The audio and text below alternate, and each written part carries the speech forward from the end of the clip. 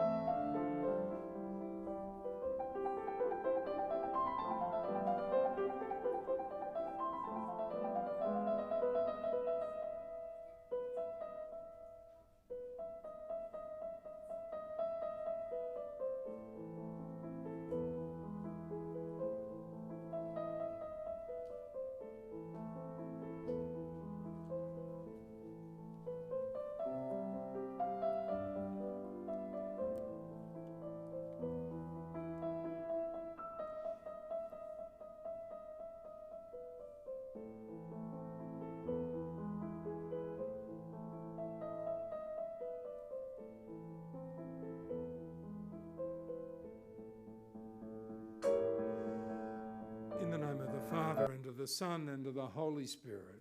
Amen. The grace of our Lord Jesus Christ, and the love of God, and the communion of the Holy Spirit be with you all, with your spirit. You almost feel as if I wish we had a recording of Brookie laughing, you know. You knew he was here, and we know you're here today.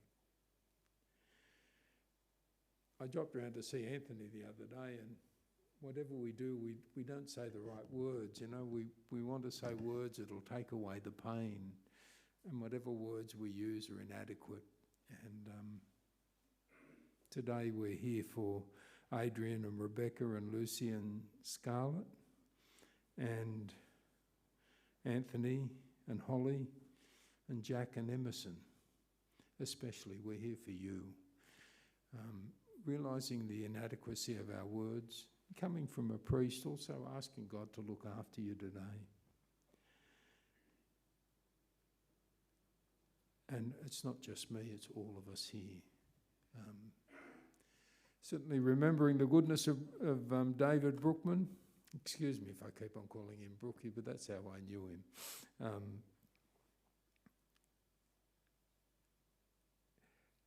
Remembering that, but also in very, very real way, supporting Judy and all the family, and realising the grief that we share together. If I could ask, there's three people to start off with: Bray, Antcliffe, David George McMurray. Could you please come forward for the eulogy?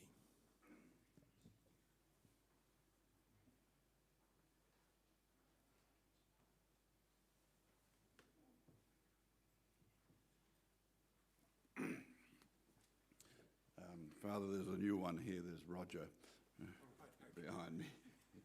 He's a newbie. Anyway, it's a very sad duty I have today, but I want to make it pleasant.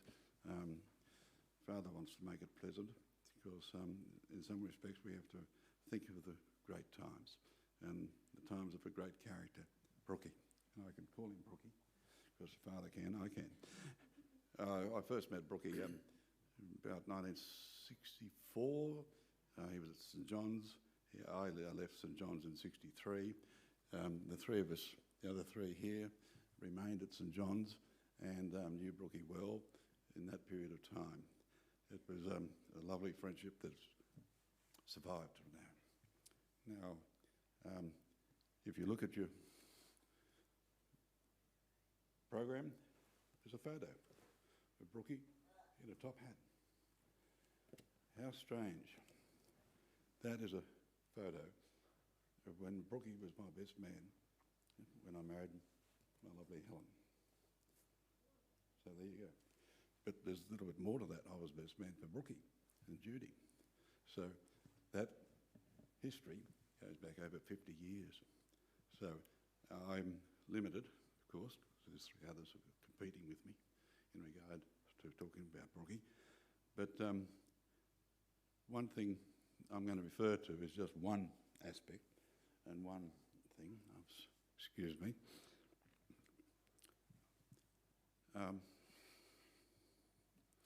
I had a dream recently, and I was there, and I think, what's going on? And I realised it was St Peter. He was there, and there was Brookie. So I thought, oh, I want to listen to this. And I heard the whole scenario. And you might excuse me for being St Peter for a while. I don't want to take his thing, but St Peter had a clipboard, and he's saying, yeah. You, Brookie? Yeah. Relax. Stop shivering. You're in. Don't worry. If you had it, I've done the figures. You got 93.6%, which is pretty good. A lot better than all of the other riffraff that turn up here trying to get in. And I've got a whole list of positives: family, grandchildren, work, and there's one of the best things. I've got a note here from God. He said, when Brookie arrives, I want you to let him in. Give him a waiver. And I thought, why would God be interested in Brookie? You know, just an ordinary fella. And he said to Brookie, why is God interested in you? Brookie said, I don't know. I said, well, you remember, surely you played bridge, didn't you? Yeah, Brookie said.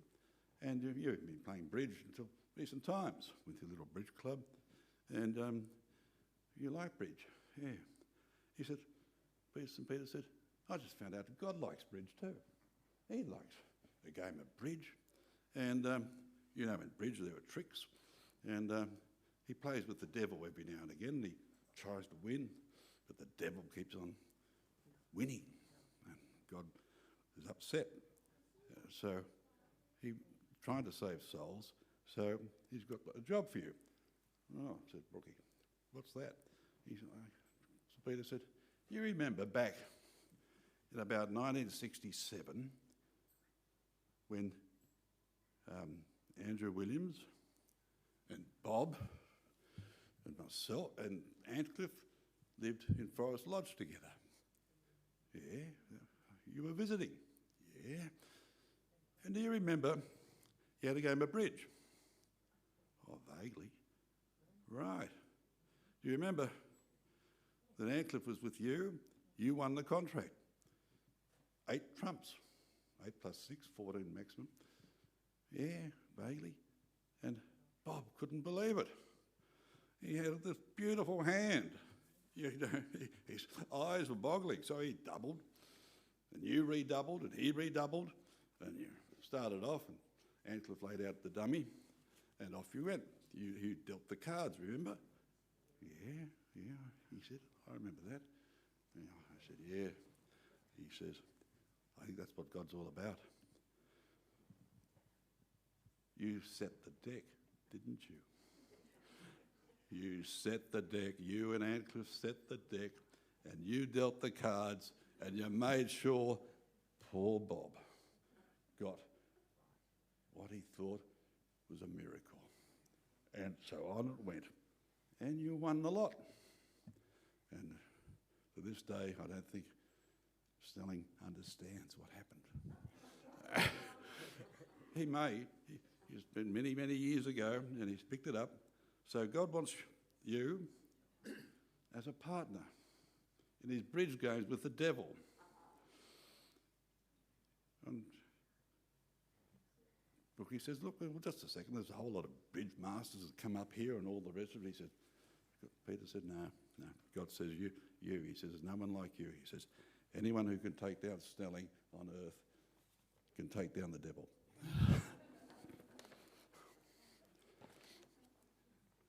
George Murray. Brookie and I first met in 1964 when he arrived at St John's College as an honorary sophomore because he'd done a year at the Royal Military College at Duntroon. And he made an immediate impression on everyone he met and continued to do so right through his life. He was always well turned out and had a good old-fashioned respect for form, Brookie did. I think that was probably obviously part of his nature, but also I think that year at Duntroon really polished him up in terms of the military spit and polish that he obviously exhibited in his dress through his life. He was a one-off, always difficult to categorise or pigeonhole, but for me, Brookie embodied the Macquarie Dictionary definition of bonhomie, which is frank and simple good-heartedness. He had what in the very old days they would say, he had no side. He didn't seem to have a nasty bone in his body. He'd get irritated at things, obviously, but really he was just a wonderfully natured fellow. He was an adornment to any occasion. His laugh, which has been alluded to already by Father, was one of the most infectious I've ever heard.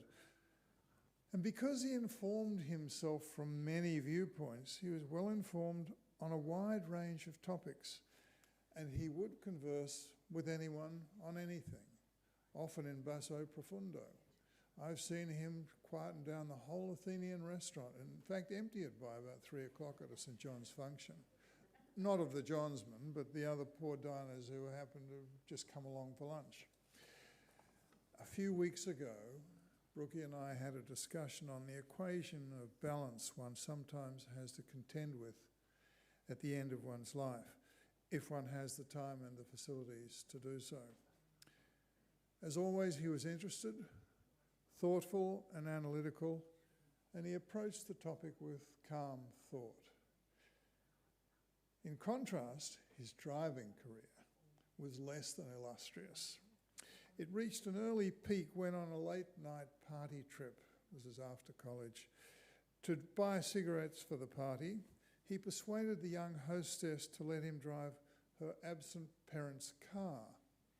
Brookie and the young lady went off, bought the cigarettes, and came home, the errand ending with a bang, and the demolition of both the family's valiant and the back wall of the home's brick garage. I understand the relationship never blossomed after that. On last Tuesday morning, I was uplifted with a momentary flash of Brookie. I don't know where he was meant to be, but I got the very distinct feeling he was enjoying himself immensely. That befits the Brookie we know and love. Heaven's gain is earth's loss. Vale Brookie.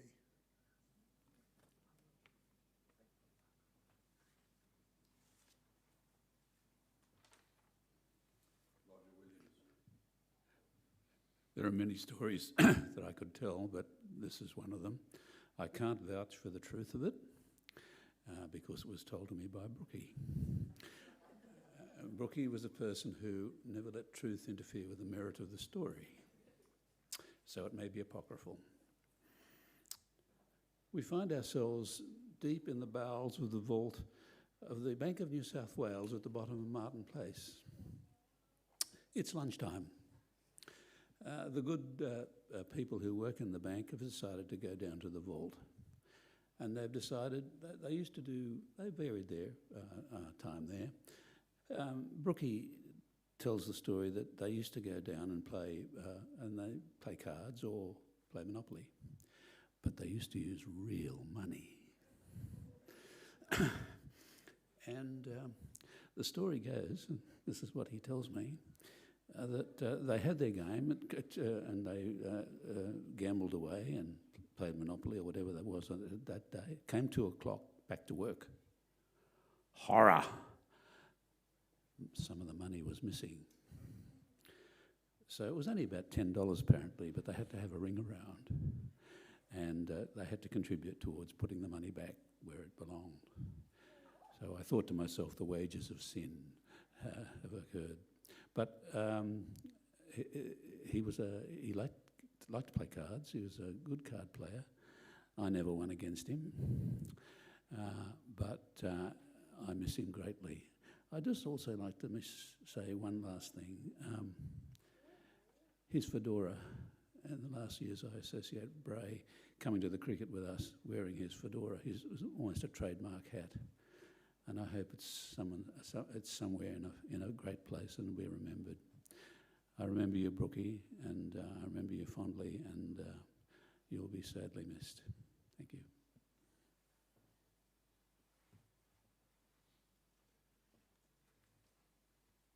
Bob Snelling's my name. I was friendly with Brookie after college as well as during college, and in the 1970s, when we had small children, and so did Judy and Brookie, we often visited one another. We'd go to Winchester Street, and we lived in Bowral in those days. And I remember on one occasion, Brookie and Judy and the little boys arriving at our place. We, at that stage, lived up on a high spot in the town with a long, rough gravel drive. And Brookie came up it backwards in a cloud of dust and gravel and pulled up outside our house. And I said, "Why did you come backwards?" He said, "Oh, this new Vanguard goes better in reverse than it does in a forward gear." But it was noisy, it was loud, and it was a lot of fun. And we had a wonderful time in those days with our little children, and Judy and Brookie were great friends of ours, and we really enjoyed their company. I'm going to miss him now. I'm happy that he's given us those happy memories.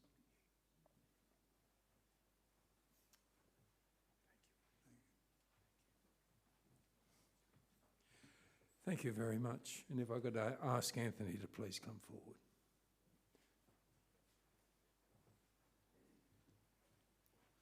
Thanks everyone for coming.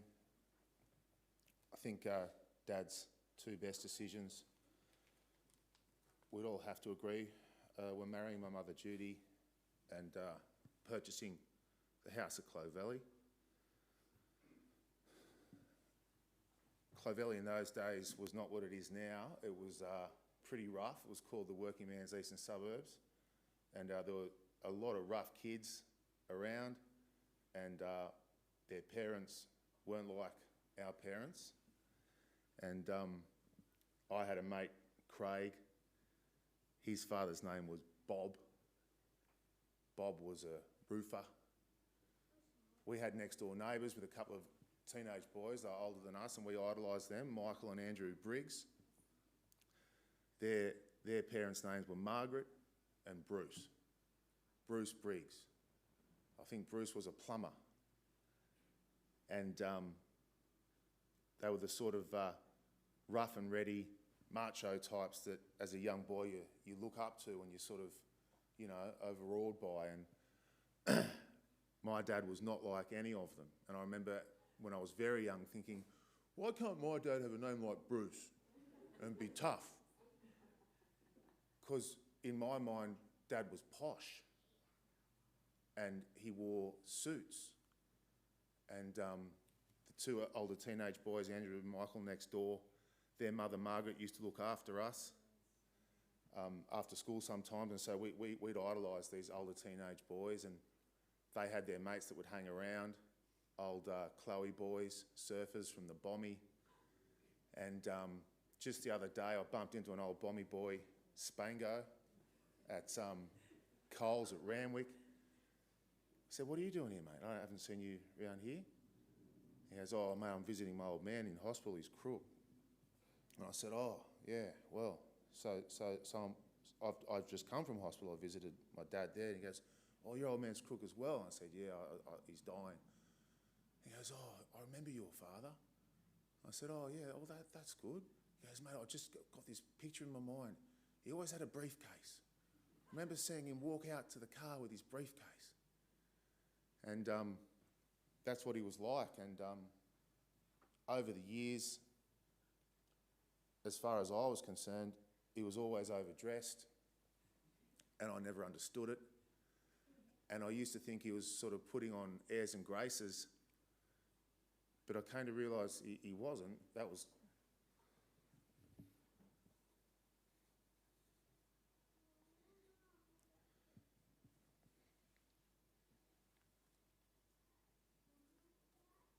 was just him. He was being himself. And was brought home to me over the past few days, looking at old photos. That's the way Isla raised him, to always make an effort, put your best foot forward, present yourself the best way you can. And Dad just obviously totally imbued that. And Isla raised David with Ron in a flat in Katoomba. They had no money. And Ron was an antique restorer, a French polisher, but he was no good with his money, despite Dad having what for a period of time was a pretty successful career in banking. He was no good with his own money. But he got a scholarship to Duntroon, and he went there. While he was at Duntroon, his father Ron died, and after previously managing another furniture store, Ron ultimately, prior to his death, had his own shop in the mall at Lura, restoring furniture. But when he died, there was a lot of furniture left there that hadn't been finished yet. A lot of bills piling up that Isla found, stashed in a room, and opened the door and spent the next 2 to 3 years, I believe it was, selling off the remaining furniture, paying off all the bills, and actually making a go of the business and making some money.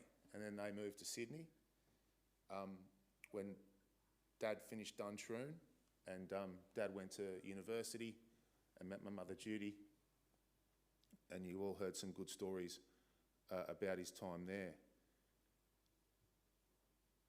Dad was a raconteur.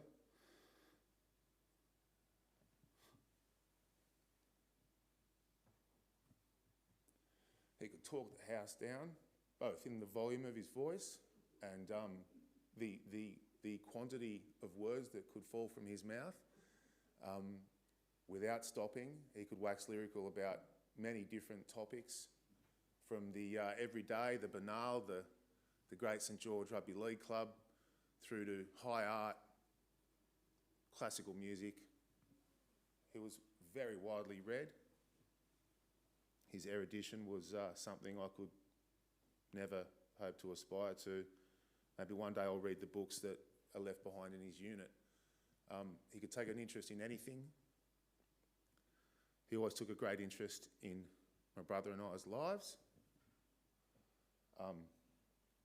He would always be keen and eager and happy to inquire about what you were doing.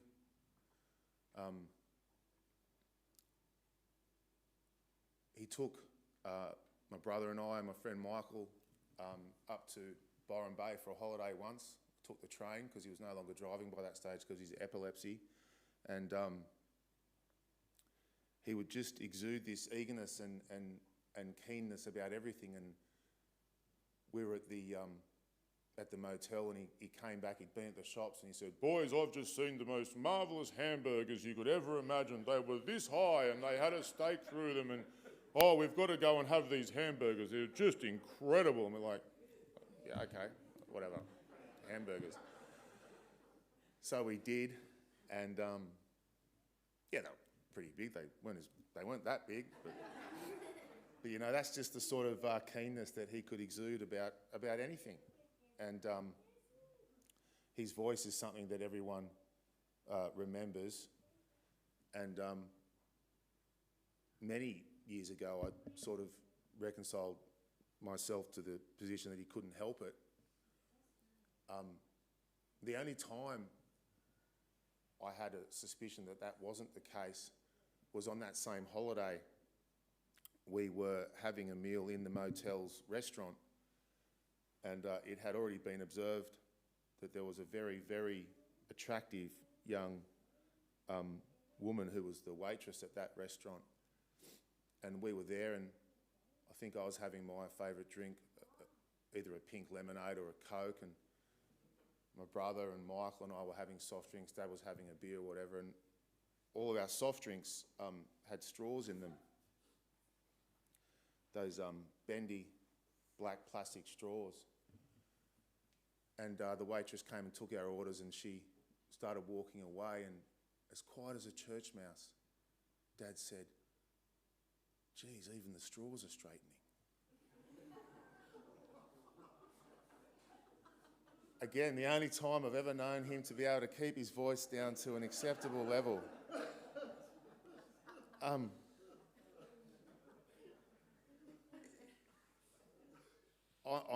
a solicitor, and I hang out with a lot of fancy talking people and barristers and people who make a living out of speaking well. But to this day, I genuinely mean this, I've never known anyone as articulate as David Brookman. Pretty much, and it became a thing, like every time I ever saw him, he'd hit me with a word I'd never heard before. And I'm not too bad on talking myself, but I just, virtually every time I ever spoke to him, he'd hit me with a word I'd never heard before. I remember one day being in Bondi Junction. I just picked him up. We were westbound on Spring Street, just going past Eastgate, about to turn left on the Newland Street, sitting at the lights. And again, a very attractive young woman walked past the car, and he hit me with a word I'd never heard before. He said, she's in possession of an immense quantity of pulchritude.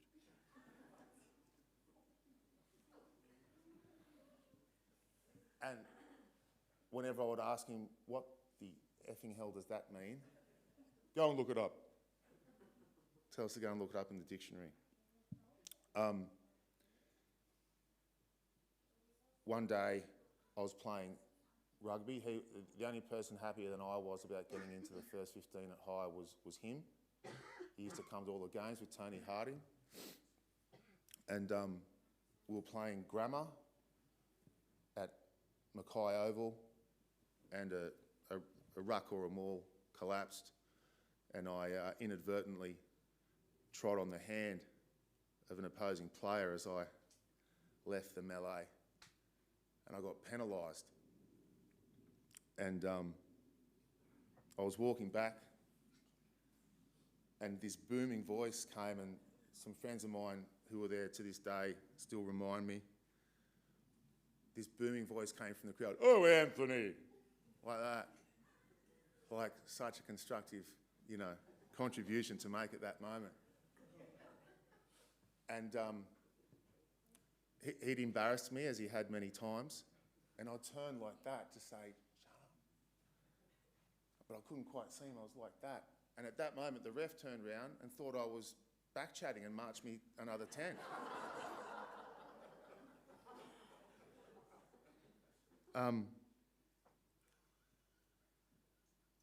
There's no doubt by his constant talking at inappropriate levels at inappropriate moments, he did embarrass me a lot of times, but he was not an embarrassment. He was a fine man, and he was dealt some harsh blows in life. Having epilepsy after the age of 30, and that epilepsy being what used to be called grand mal or tonic-clonic epilepsy was a very, very heavy blow. And as I say, he'd been pretty successful in finance up to that point. After Mum and Dad separated, he took a job with Citibank in Brisbane. It was either just prior to his departure with Citibank in Sydney or with Citibank in Brisbane. He had an epileptic seizure during a meeting, and he left that bank. Adrian and I once were there when he had one of his seizures. They were extremely violent, and it was really heavy. It was a really heavy thing to have develop in your 30s, and for that condition to be the most severe form of epilepsy was also, a double blow. But he then went to Brisbane, as I say. He came back. He was working with Standard Chartered Bank in Sydney. This is the late 80s by now, or mid to late 80s. And he eventually lost that job as well. As I understand it, Standard Chartered hadn't been around for long in this country, and they were heavily exposed to some 80s sharks like Christopher Skase and things like that. And he ultimately lost that job, and he never really recovered. He did get one or two other jobs after that, but that was basically it for him. So, he's gone from being successful to being, washed up, as it were, professionally at a pretty young age.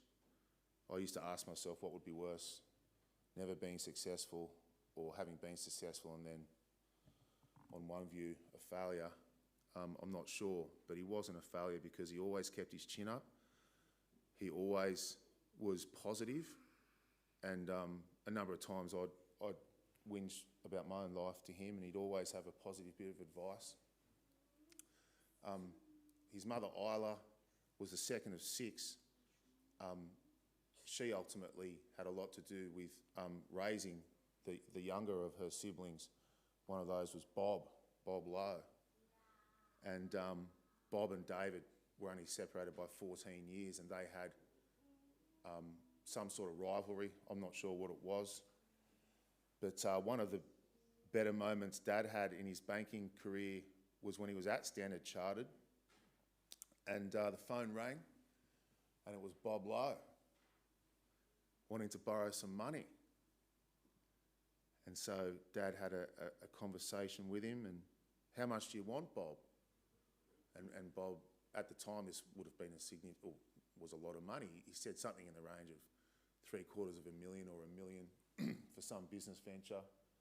And Dad paused and said, "Sorry, Bob, I don't lift the pen for less than 1.5 mil," and hung up on him.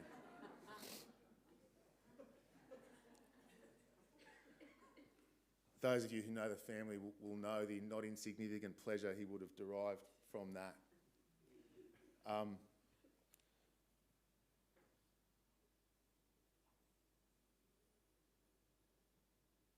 His spirit was irrepressible right up until the end.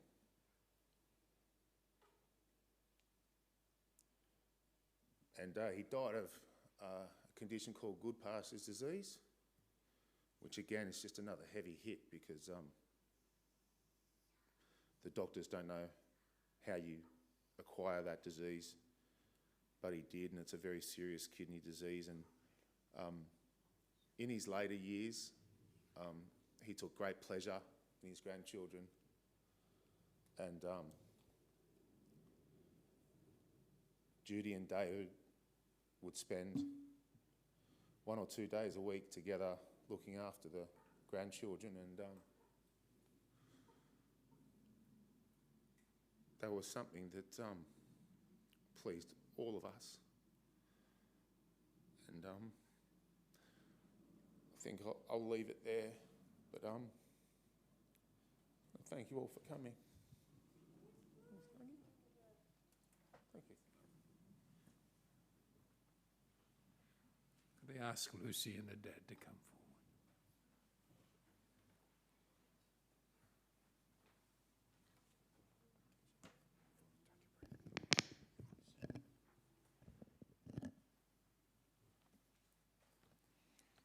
Granddad made me laugh even when he was in hospital.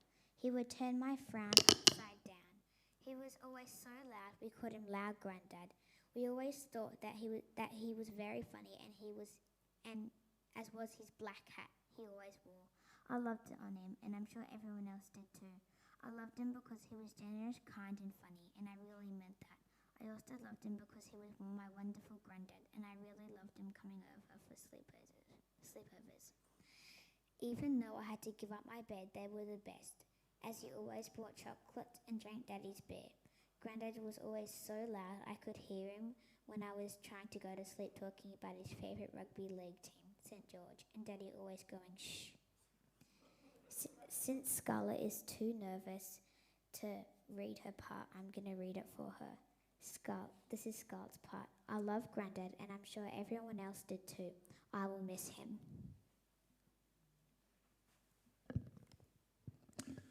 Thanks for coming, everybody. Just a bit more of a little footnote to Anthony's story.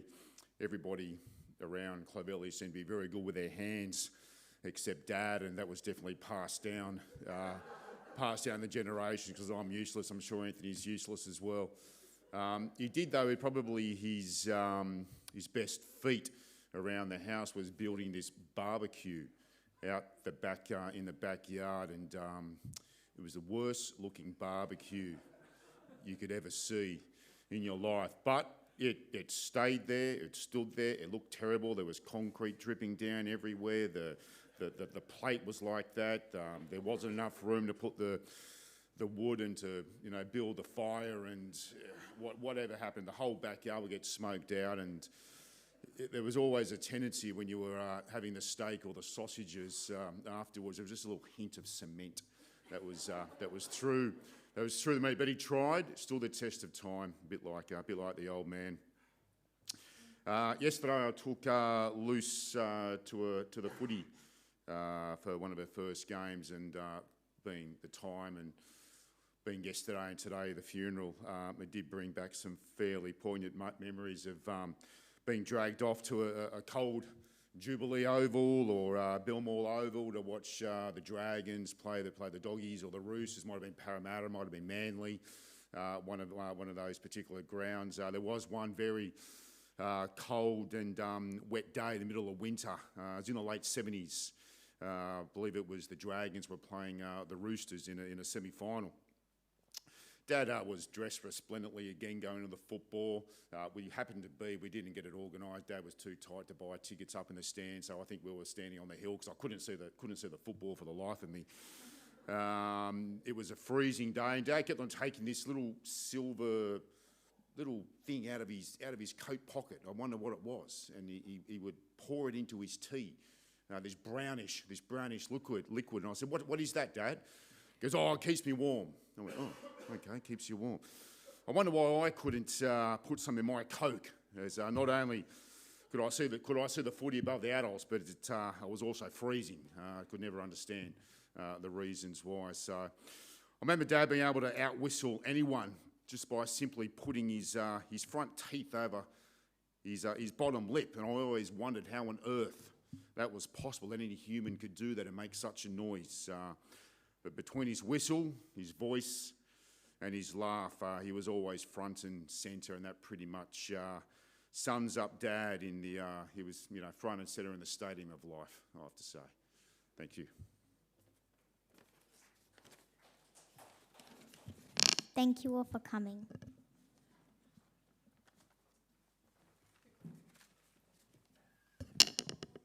Thank you all for coming. We love you, Granddad. We love you, Granddad.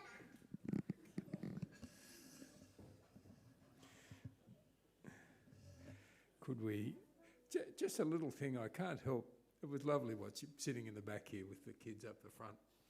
And when we deal with death, I thought these children were dealing with it so well. They were sort of putting their hand out to one another and holding one another's hands, and it's a reminder, I think a very powerful reminder, that one of the most powerful things that we do in death is support one another.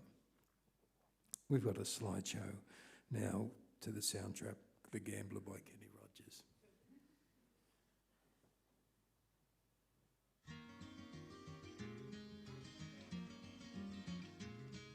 on a warm summer's evening, on a train bound for nowhere. I met up with a gambler. We were both too tired to sleep, so we took turns of staring out the window at the darkness. The boredom overtook us, and he began to speak. He said, son, I've made a life out of reading people's faces and knowing what the cards were by the way they held their eyes. So if you don't mind my saying, I can see you're out of aces. For a taste of your whiskey, I'll give you some advice. So I handed him my bottle, and he drank down my last swallow. Then he bummed a cigarette and asked me for a light. And the night got deathly quiet, and his face lost all expression. Said, if you're gonna play the game, boy, you gotta learn to play it right. You got to know when to hold up, know when to fold up, know when to walk away, and know when to run. You never count your money when you're sitting at the table. There'll be time enough for counting when the dealing's done.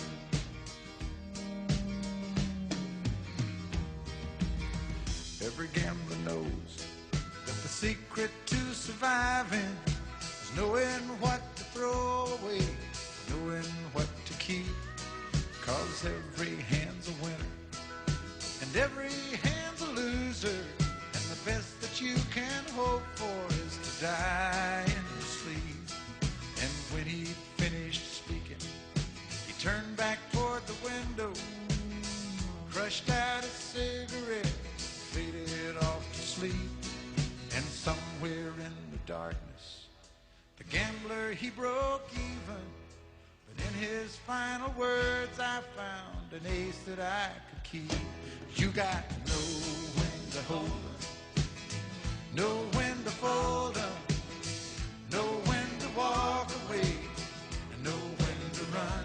You never count your money when you're sitting at the table. There'll be time enough for counting when the dealing's done. You got to know when to hold up, know when to fold up, know when to walk away, and know when to run. You never count your money when you're sitting at the table. There'll be time enough for counting when the dealing's done. You got to know when to hold up, know when to fold up, know when to walk away, and know when to run.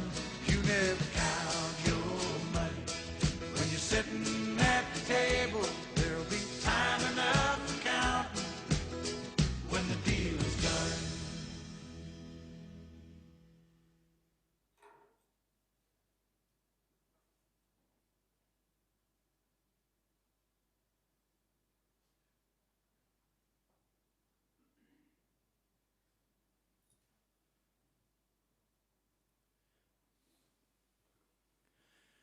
Since Brookie's died, I've been trying to remember back a conversation I had with him. We'd been to the Hardings for a meal, and Brookie had been his loud, boisterous self, you know. And I'd given him a lift home, I think it was to Hurstville. And I can't remember the conversation much, but the only thing I think, he was really proud of both Adrian and Anthony was part of the conversation. But it was also a man whose life had been really tough too. He'd given up his health, everything in life he had to give up one way or another. And I've been thinking of that drive home. And with him, I remember thinking after dropping him off and driving back to my place, it wasn't the really loud, big Brookie. It was a quiet man in that conversation that I'd had. And I remember driving back home thinking, that's a really good man that I've had a great opportunity to get an insight in the quiet spaces of his life. And I suppose what struck me was the goodness that he never let everyone else bear what he'd had to give up throughout the whole of his life. He bore it on his own. And I've been imagining him standing in the gates of heaven and God talking to him. And I think this would be the conversation I think God would have with him. How happy are the poor in spirit? Theirs is the kingdom of heaven. Happy the gentle, because Brookie was gentle in his own way. They shall have the earth for their heritage. Happy those who mourn, they shall be comforted. He was the solicitor. Happy those who hunger and thirst for what is right, they shall be satisfied. Happy the merciful, they shall have mercy shown to them. Underneath it all, he was just a pure-hearted man. Happy the pure in heart, they shall see God. Happy the peacemakers, they shall be called the sons of God. Happy are those who are persecuted in the cause of right. Theirs is the kingdom of heaven. I think that's what God would say to Brookie. I think Brookie would say, look, God, I don't know that I believe any of it. And I think God would say, look, don't worry about it. Do you want what's behind it? And I think Brookie would say yes.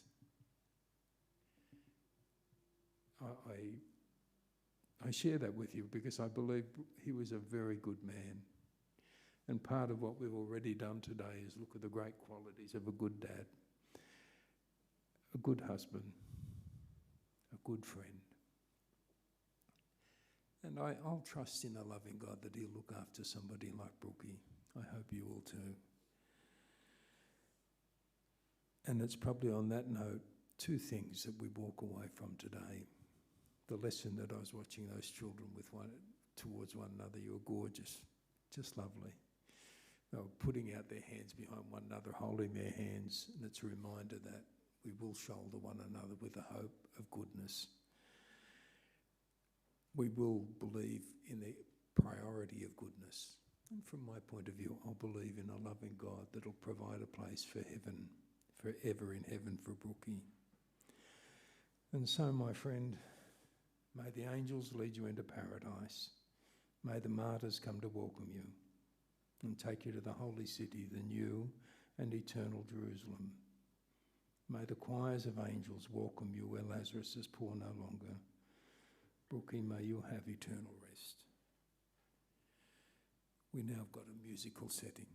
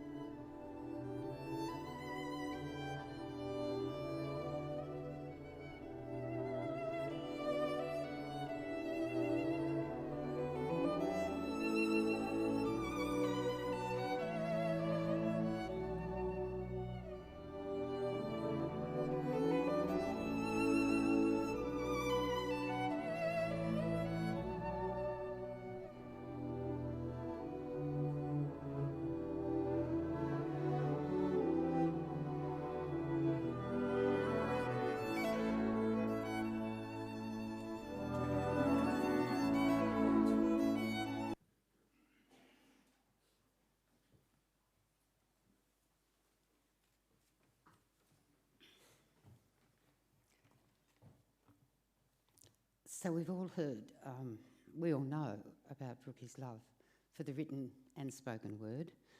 So there are just a few lines from The Tempest that I thought would be a fitting close to this. Lucy.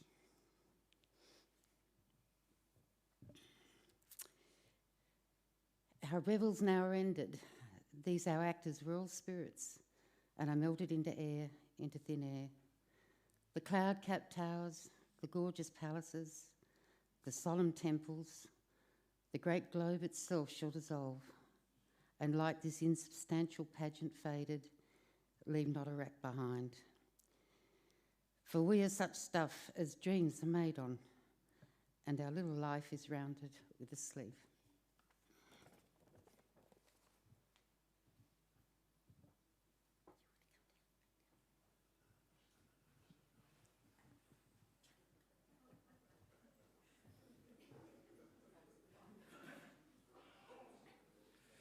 We've got sailing to finish off with. Thank you.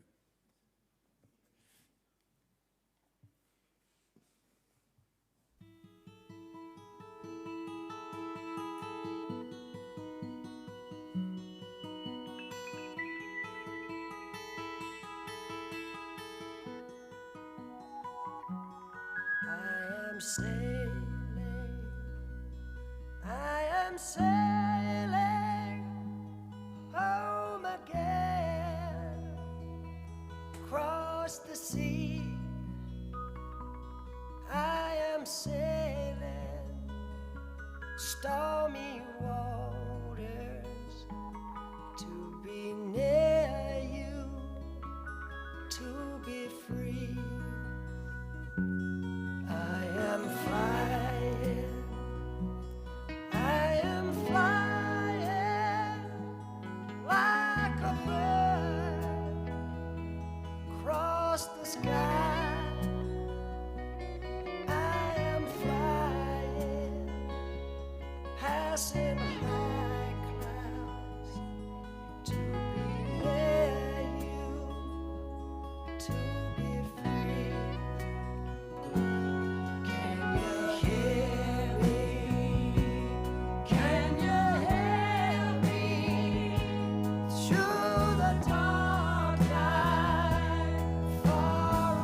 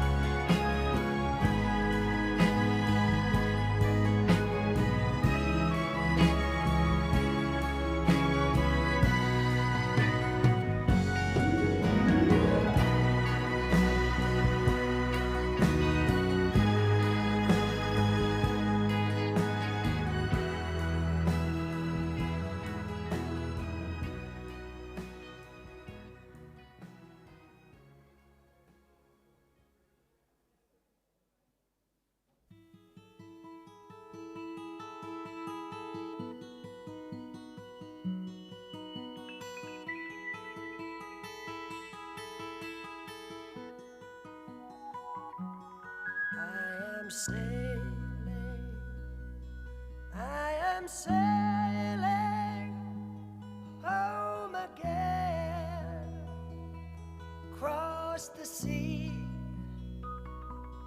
I am sailing stormy waters to be near you, to be free.